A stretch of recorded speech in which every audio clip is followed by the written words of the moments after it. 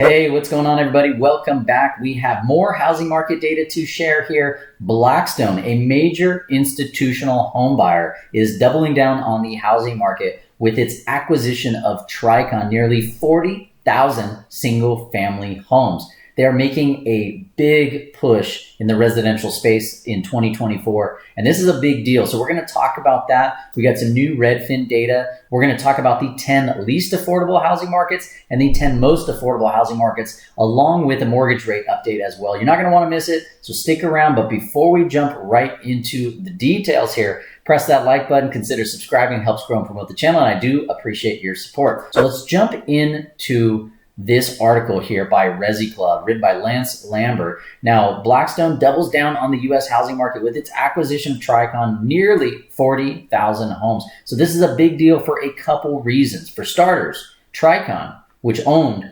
37,478 homes at the end of Q3 in 2023, they are one of three big publicly traded institutional home buyers.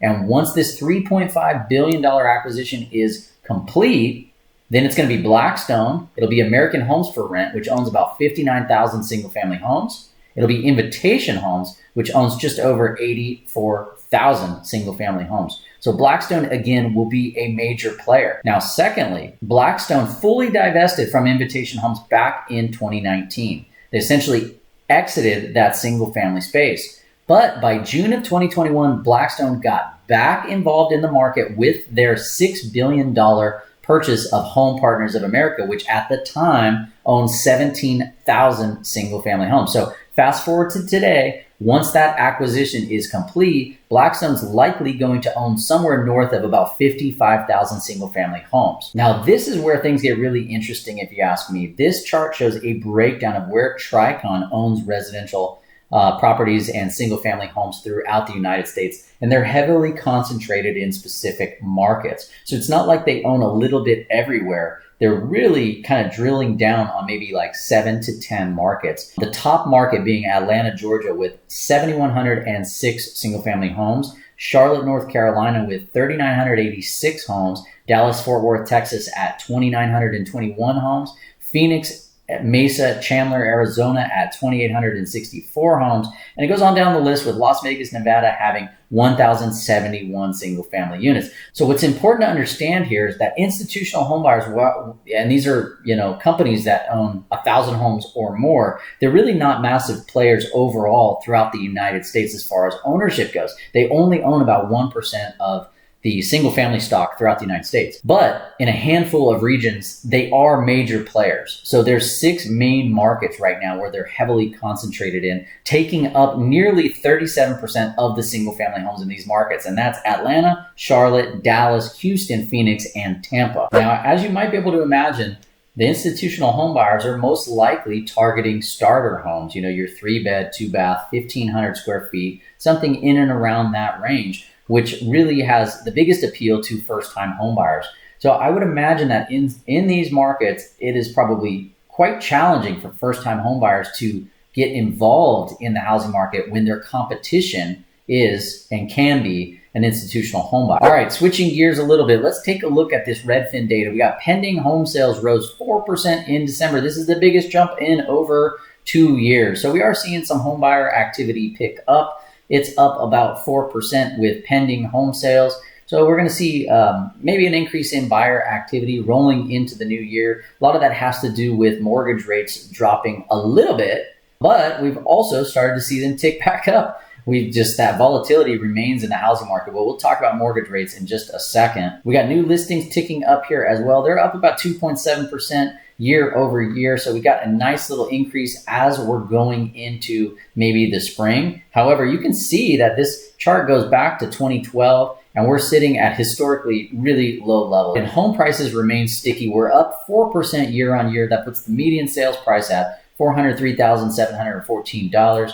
Now home prices were actually down month on month by about 1.1%. But that's a pretty typical seasonal slowdown. Winter months, we start to see prices kind of taper off and maybe go down. And then as we go through the winter months and move into spring, we start to see prices come up again. So we'll monitor that closely. All right, now let's go ahead and talk about the 10 most affordable markets as well as the 10 least affordable markets, at least according to the payment to income ratios. This is another great chart here out of Resi Club. Let's first talk about the 10 most affordable markets throughout the United States. In blue, we have the payment to income ratios between 1995 and 2003. And in orange, we got the payment to income ratios in September of 2023.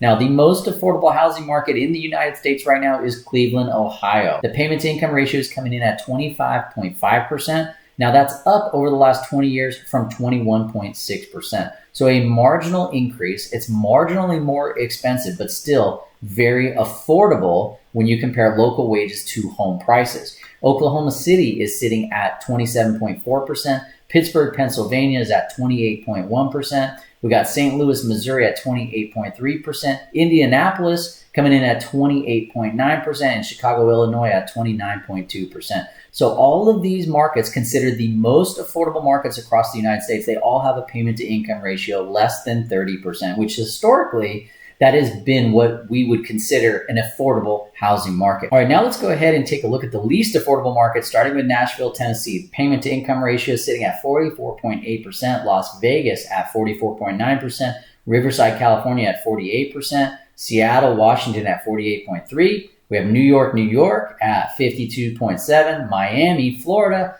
54.3%. And then we have San Francisco, San Jose, San Diego, and Los Angeles, all of which are coming in with a payment to income ratio north of 60%, with Los Angeles being the highest at 76.5%. And again, this is the median household income compared to the median priced homes in these specific markets. So you can imagine that these markets, specifically these ones in California, the median home price has become wildly disconnected from the local wages, making it really hard to get involved and participate in these markets, particularly putting a lot of pressure on first-time homebuyers. Mortgage rates really aren't helping the situation at this point in time either. Here up on the screen is the 10-year Treasury yield. Over the last 30 days, we actually saw the 10-year drop down to about 3.789%.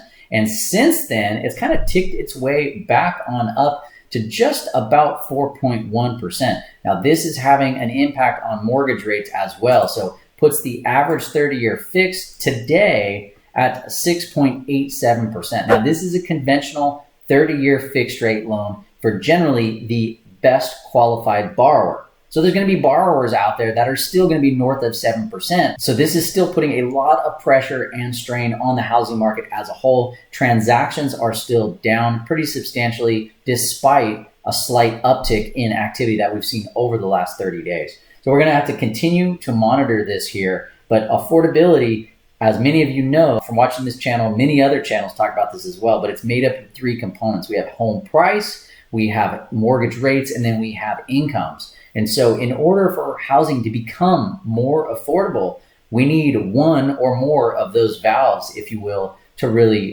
start shifting, like either mortgage rates come back down, home prices come down, and or incomes go up, or maybe just a combination of all three to make housing overall more affordable. All right, and that is going to wrap it up for today's video. If you haven't done so already, press that like button, consider subscribing. We'll see you on the next video. Thank you so much. Take care.